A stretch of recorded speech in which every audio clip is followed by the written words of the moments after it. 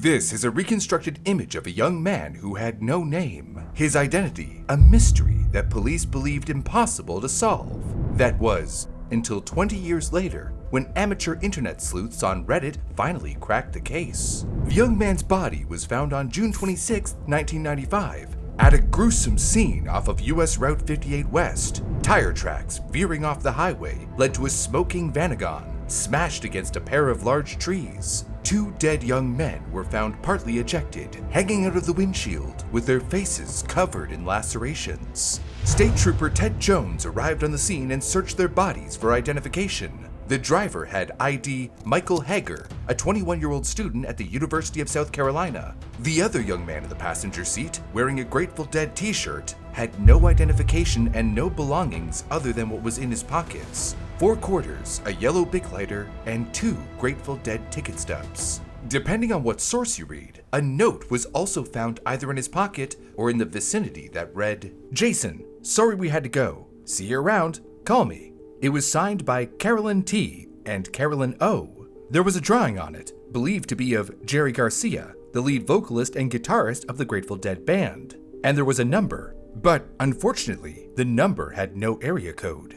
The number on the note was called, probably using local area codes, but it led to a dead end. Michael's family was informed. They were distraught, but they had no idea who the man in the passenger seat was. So, Officer Ted Jones concluded that the young man was probably a hitchhiker. When the autopsy was done, there were no drugs in his or Michael's systems, which led Trooper Jones to believe that the driver fell asleep at the wheel. This lined up with how the tracks veered off of the highway so early before the crash.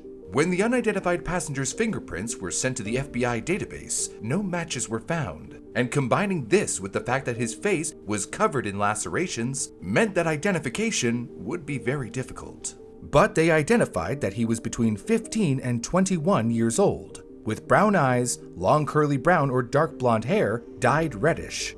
His teeth were well cared for, but there was no extensive dental work done, as he still had his wisdom teeth. Aside from the tie-dyed Grateful Dead t-shirt, he had on beaded and macrame necklaces, light blue Levi's jeans, and black Fila running shoes size 11.5. His left ear was pierced, but wasn't wearing an earring at the time. They found a scar on his back, a faded tattoo on his right arm, and a homemade star tattoo on his upper left arm. But with nothing else to go on, Ted Jones focused his attention on the 2 Grateful Dead ticket stubs, which were for shows on June 24th and June 25th, the 2 days before the car crash. Both Grateful Dead concerts took place at RFK Stadium, Washington, D.C., about 180 miles north of the crash site, as a part of what ended up being an important tour, as it was 2 months before the band's founder, Jerry Garcia, passed away. They traced who bought the tickets and found it was sold to a man from Pennsylvania who was very much alive and not named Jason. He was a scalper that had bought 20 tickets and resold them. But when State Trooper Ted Jones interviewed him, the Pennsylvania man couldn't recall who he had sold them to. It was yet another dead end. There were plenty of clues, but no identity found on the side of the road. So let's discover where this road leads us and bring him home. What are you doing? Just going over a case where a simple fatal car crash turned into a mystery that stumped investigators for decades. Who was this young man? Did he have a family? How long were they going to be left in the dark wondering what happened to their boy? Here, let me take a look. Yeah. Oh. Aha! After carefully analyzing all the evidence, I've concluded that he was a fan of the Grateful Dead, who just so happened to be the inspiration behind my heavy metal band, the Circuit Freaks. Incorrect statements detected. Number 1, it is not your band. It is a collaboration between you, myself, and the Tardigrade. Number 2, the Grateful Dead is a band from the 60s that mixed rock, country, blues, jazz, and several other styles, none of which sound anything like heavy metal. If you're such a musical expert, then why are your vocals always so off-pitch? At least my rhythm is intact. Perhaps a drum machine would serve in your place. My cousin is available. You can't kick me out of the band, because I quit. Because of this apparent love for the Grateful Dead being one of the only things known about him at the time, the unidentified man, or John Doe as they are called, became known within web sleuth communities as the Grateful Doe. A clever pun if I do say so myself. Since this Grateful Dead fan, or Deadheads as they refer to themselves, was a hitchhiker and bought tickets from a scalper for the 2 shows at RFK Stadium, one might theorize he was following the band on their tour, except he was heading south from the stadium. The next tour location was in Michigan, northwest of the stadium. Huh. Well, where was he going then? It's not clear. To visit someone? Maybe they were making a detour. Let's look into the driver, Michael, and see if he can give us any clues. He was with his fiancée in Fairfax County, Virginia, when he left her that morning around 7:45 a.m. After traveling south, he stopped at his father's house in Williamsburg, Virginia at noon. His father wasn't there, so Michael left a phone message saying that he was headed to visit his mother in Inman, South Carolina. But on the way there, he crashed on Highway 58. A neighbor of the father reported having seen a young man with Michael when he stopped at the house during the visit to Williamsburg. This would suggest that our Grateful Doe was picked up somewhere south of Fairfax, not too far from the Grateful Dead concert. It was believed they were both deadheads, and likely shared a bond because of that, even though Michael hadn't attended the recent concerts. But according to the investigation from State Trooper Jones, Michael was alone when he visited his father's place. That doesn't make sense. The neighbor said another man was with him. Yes, that's what was reported in a Freelance Star article from 1996. But Jones claims that was incorrect. If that's right, it would mean Grateful Doe actually hitched a ride somewhere between Gloucester and Emporia, much further south. Yep, not liking this Ted Jones guy. I mean, the Grateful Doe went to JFK Stadium for those concerts. Ain't that far from where Michael started? Yes. So wouldn't it make sense that that's about where they met up? Not way down south at the end of the trip? Well, our Grateful Doe could have already hitchhiked further down when he met Michael. Regardless of where our Grateful Doe was picked up, the crash happened at around 1:30 p.m. that day, 90 minutes after Michael left his father's place. Okay, so we got a whole timeline. Now what? Surveillance footage? DNA sequencing? Super enhanced reflections off of someone's eyeballs? With cases like this, only so much can be done. At this point, with all the dead ends, Trooper Jones needed help from the public. They released all of this information, but couldn't release a photo due to the lacerations. Another problem was that some news reported him as a redhead, despite having only red-dyed hair. This lowered the chances of identifying him significantly, since there was no image of him released. To make matters even worse, coverage of the crash was only in the Virginia area, even though it was suspected he might be from out of state. And let me guess, nobody came forward. Exactly. Seriously?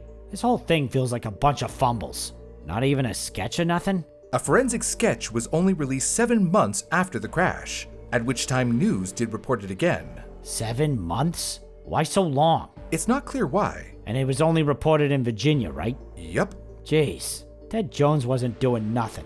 While there may be some fumbles, he was trying. Trooper Jones sent the description to all the police agencies in the country and received missing persons reports from 15 of them. He also sent the fingerprints to the Secret Service, which had a larger database than the FBI. The case information and sketch were mailed by him to news organizations in hopes of more coverage. But despite the hard work of Jones, nothing came out of those efforts. Jones said in an interview, "I investigated everything from every angle, and nothing ever panned out." Okay, maybe I'm being a bit hard on him, but I still feel like there could have been more done here. Well, from Jones' perspective, all he could do now was pass the investigation over to the State Medical Examiner's office in Richmond, Virginia, to compare the young man to missing case reports. And so, that's when the case went cold, and the Grateful Doe, whose first name may or may not have been Jason, would go unidentified for years to come. While the case files and evidence gathered dust in storage, the internet started to become a staple in homes around the world, connecting people like never before. It was a new era, with unknown possibilities and noisy modems. In 1999, the true crime community website, Websleuths, and a missing persons website, the Doe Network, were launched. But it wouldn't be until the mid-2000s, nearly 10 years after the crash, when this case found a home on the internet. In 2004, a profile page for the Grateful Doe was created on the Doe Network. And in 2005, user Trying2ID posted about it on Websleuths, asking for help. People who were moved by the story investigated and scrutinized all the details from the comfort of their homes. Sounds like your kind of people, bro. They absolutely are. Theories ran rampant. Some questioned if the note was his, and if it actually said Jason on it. They also speculated that he may have been a runaway. Others wondered if his stuff might have been stolen. Which would explain why he didn't have any ID on him. User Trying2ID took charge of the investigation. A vigilante detective, if you would.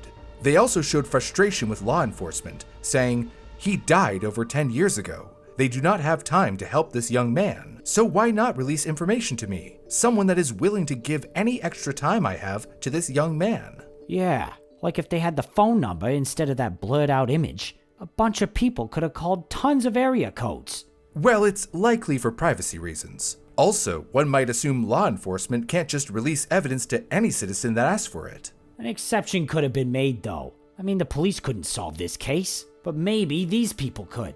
Well, they weren't the only ones to show frustration with law enforcement. A few pointed out some things that Trooper Jones could have done. One user suggested he should have gone to the next show and handed out flyers. But the sketch only came about 7 months later. Other users helped try into ID. Many took it upon themselves to compare the sketch and descriptions to missing person reports. When they found similarities, they posted their findings on Websleuths, and Try Into ID contacted the medical examiner in Virginia. But every time they thought they had a match, fingerprints proved otherwise. But one promising theory appeared. There's a group called the Wharf Rats. Hey, that's a pretty cool band name. They weren't a band, but a support group, like AA. At the time, it was spawned from the Deadhead culture.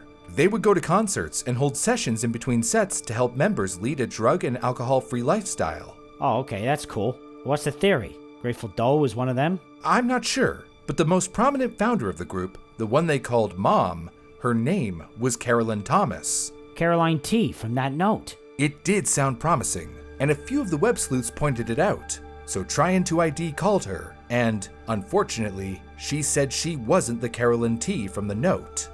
But Caroline T. Caroline Thomas. She's at all the concerts. She gave no reasoning, but the Websleuths believed she had no reason to lie.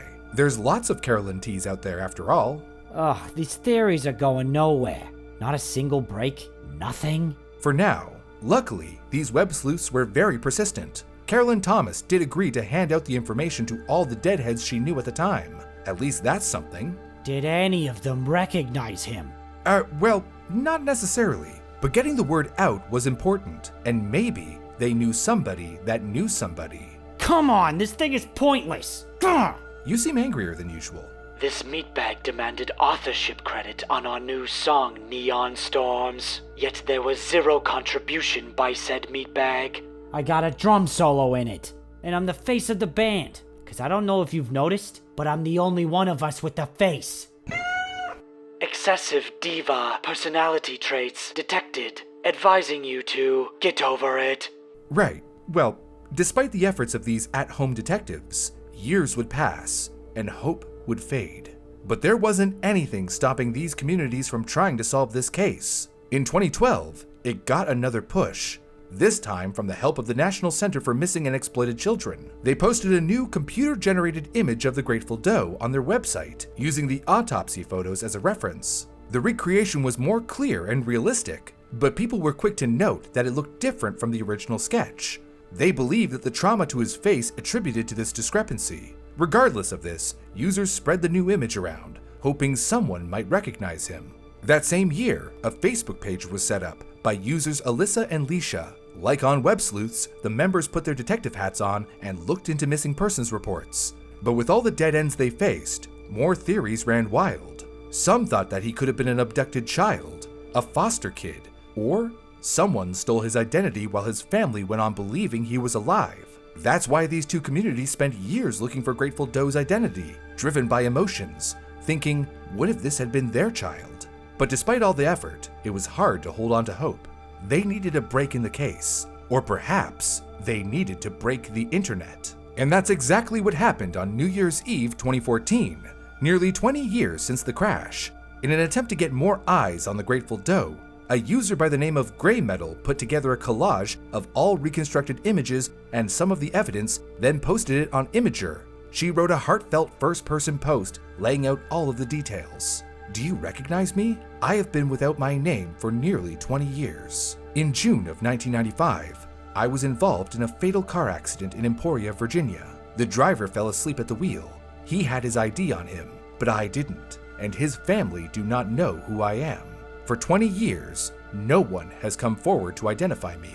I have adopted the identity of the Grateful Doe. Maybe we went to school together, lived next door to one another, or maybe you saw me around town. Maybe you know of a missing person who fits my identity. Can you help me finish my journey? Immediately, it went viral and made the first page of Imgur, which then prompted the creation of a subreddit to help spread the word even more. As a result, 2,000 people joined the Facebook group in a matter of days, tripling their numbers. Around that time, Grey Metal joined up with Websleuths, and as commenters started to pour in, she reported her findings to them and asked for their help.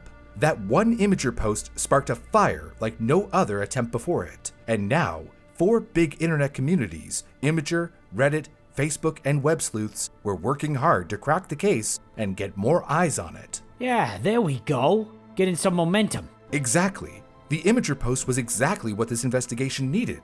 Leads started to pour in. A woman on Craigslist claimed to know the mother of a missing person named Jason, but that Jason turned out to be alive. Meanwhile, 3 other people said the sketches reminded them of a Jason, or a Jay, who was a Grateful Dead fan. The first lead was on Facebook. Someone claimed to have known a Jason they hung out with in a summer a year or 2 before the crash in Myrtle Beach. He worked at a shop that sold a lot of Grateful Dead merchandise, but they didn't have more information than that, like a family or other friends. The second lead was on Websleuths. One of the new users came forward to reveal they knew a Jay on tour with the Grateful Dead during the summer of 1995. He was very friendly, even if he was known to interrupt a lot. He stayed at people's homes and got lifts from friends to the other Grateful Dead shows. This Jason had a wallet and a backpack. But again, the second lead didn't provide too much information. But luckily, the third lead, which came from Reddit, was the most promising. A man came forward claiming that he and his 2 friends were roommates with Jason in 1994 and 1995. They described him as a laid-back surfer dude from Myrtle Beach and a major deadhead, always talking about the band. He was 17 to 18 years old and worked at a McDonald's. He left in early 1995, and they lost contact with him. Despite all these promising leads, the problem was none of them remembered his last name after 20 years. But if this was our guy, then we would know that he went by Jay and he was from Myrtle Beach. That ain't nothing. Exactly. Every piece of information is helpful, and the search was picking up steam, and with it, a new theory emerged. He was likely following the Grateful Dead tour, but when he somehow lost his wallet and backpack, be it stolen or forgotten somewhere, he decided to return home to Myrtle Beach, if that was indeed home. Michael, the driver, would have been able to bring Jay part of the way there, as Michael was heading to Inman, South Carolina, only a 4-hour drive from Myrtle Beach. With these leads, the icing on the case was another one of the roommates submitted some photographs. The Jason from these photos had quiet eyes, half shut most of the time, with a bright smile on his face that captured people's hearts. He especially looked like the original police sketches. But they've been down this road before, with plenty of missing persons that match the sketches. This may not be the Jason they were looking for. The world is a big place. But this is definitely a good lead, no? Absolutely, and the communities believed they were so close to cracking the case. They wanted to know if this Jason was alive and well, so they spread the new photos online, and it turned even more viral. Grey Metal, along with Leisha and Alyssa, who ran the Facebook group, worked with the other users to follow up on these 3 leads and get the word out to Myrtle Beach. Plus, news outlets started to pick it up again. A few days later, a man came across this viral missing person on Facebook and recognized the photos immediately. In shock, he called his mother, Margaretta Evans, and then she posted this in the Facebook group. "Oh my God, this is my son, Jason Callahan from Myrtle Beach. I've been looking for him all this time with no luck. Today my other son saw this Facebook page, and after all the years of praying for him to just call me or come home, please inbox a message or phone number to contact me." Holy mother mackerel. Did we just find his family? Well, we confirmed that this Jason Callahan was missing, but not dead. Likely the photos from the roommate was of this Jason. However, was this also the same person as the body found? You can never be completely sure until there's something more concrete, like fingerprints or DNA. You don't want to give a family false hope. Man, imagine not knowing where your son is for like 20 years. It's hard to. Leisha, one of the Facebook group moderators, wanted to approach this carefully though. So first, she reached out and used a lawyer to confirm that this woman was in fact the mother of a Jason Callahan. Next, they would need to do a DNA test, and that could take months. But there was a lingering question on everybody's minds. If the Grateful Doe was Jason Callahan, why had he gone unidentified for so long? Eventually, it was revealed, to everyone's surprise, that the mother never submitted a missing persons report for him. The hell? Why? At this moment, it was unclear, but to get the DNA testing done, Margareta had to officially file that report first. She described him as having wavy blonde hair and brown eyes, 5'10" to 6 feet in height, and about 160 pounds. He was 19 at the time he went missing, but strangely, she described him as having no marks or known tattoos. Oh, but a guy totally had tattoos. Correct, but it is possible that he could have gotten them after he left home. Also, it had been 20 years. Memories tend to get fuzzy. The mother then submitted a sample of her DNA. After the communities waited on pins and needles for months, the test finally came back. And? It was inconclusive. Oh, you gotta be kidding me. The problem was that the DNA given by either parent is random. Your DNA is usually comprised of half from your mother and half from your father, but Jason's father unfortunately passed in 2009, never knowing what happened to his son. It's for this reason that acquiring samples from multiple family members of both parents is useful in missing persons cases. So this time, from his father's side, 2 half-sisters, a half-brother, and a cousin submitted samples as well. On December 9th, 2015, almost a year after Gray Metal's post on Imgur, and over 20 years after the crash, a post was submitted on the Facebook group. It read, "Update! The news we have been waiting for. The DNA results are back that our Grateful Doe is in fact Jason Callahan, missing since 1995. I've been sitting here for how long in shock for both the sadness of his family and the fact that here on Facebook, we are making a difference. Because of everyone here, this man will finally make his way home. Leisha and Alyssa." It continued, "On another note, I want this story to do so much more. I really pray that this story gives an important lesson to reporting your missing loved ones or even trying to check up on them if you haven't had contact in years." With it was a picture of Jason, reading, "Rest in peace, Jason Callahan." Finally. But so, why didn't his mother ever report him missing? All those people looking up missing person reports. No wonder they never found him. It was useless. That was the lingering question. The internet was divided. She was actually receiving a lot of hate online for that. What? I get it, she didn't do things the right way, but leave her alone. She's a grieving mother. But luckily, many also showed support for her, especially on the Facebook group. It turns out, the problem was that Margareta didn't know which jurisdiction to file the report in since her son was following the Grateful Dead around the country. Jason's half-sister, Shannon Mickelson, said no one ever thought to really file a report because everyone assumed he wanted to be missing. His mother hoped he was living his life, married and happy.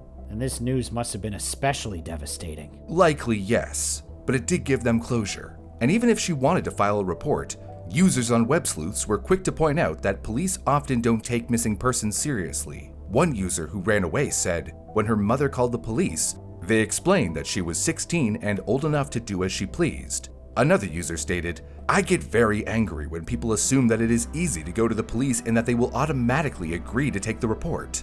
Meanwhile, a user who worked in healthcare said that many parents had sons or daughters who were young adults and enjoyed a wandering lifestyle who they had just lost contact with.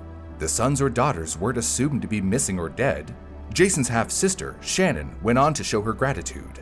"I'm so incredibly grateful for all the people who kept searching for his identity. The compassion they have to search for years and years for his identity is something that can't be measured.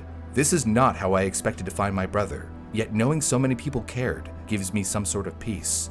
Meanwhile, Trisha Griffith, the owner of Websleuths, said in a Huffington Post article about Jason Callahan that she hoped now law enforcement would start to look at the site as a legitimate resource. In the United States alone, about 600,000 missing people and 4,400 unidentified bodies are reported every year. Luckily, many of the people are found and bodies end up identified, but thousands of cases go cold. The Facebook group and subreddit for Jason Callahan is now dedicated to helping find unidentified persons in general. This just goes to show that the internet doesn't have to be just for TikTok dances and hateful comments. Sometimes, communities can come together for the grateful good.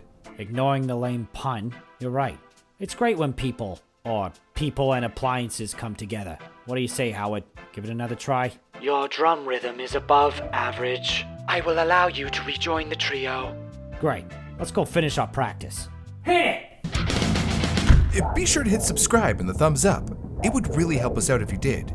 Also, if you enjoyed this video, maybe you'd like this one, about a group of friends who mysteriously began to die one by one, years after they played in what they thought was falling snow. Click the video on screen to watch now.